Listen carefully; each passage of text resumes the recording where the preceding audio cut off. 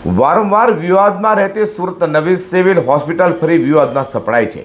વાત એમ છે કે સુરત નવી સિવિલ હોસ્પિટલમાં 7 વર્ષના ઇજાગ્રસ્ત બાળકને માતા પિતા ઉચકીને હોસ્પિટલમાં આમ તેમ ફરતા જોવા મળતા સ્ટાફ સાથે લોકોમાં પણ રોષ જોવા મળ્યો હતો। તો બાળક માટે હોસ્પિટલમાં વ્હીલચેર ન મળતા પરિવારજનોને ભારે હાલાકીનો સામનો કરવો પડ્યો હોય તેવું જણાવવામાં આવ્યું હતું। દક્ષિણ ગુજરાતની સૌથી મોટી સરકારી હોસ્પિટલ સુરત નવી સિવિલ હોસ્પિટલ વારંવાર કોઈને કોઈ કારણોસર વિવાદમાં આવતી હોય છે। તે ફરી આવા જ એક વિડીયો સામે આવ્યો છે।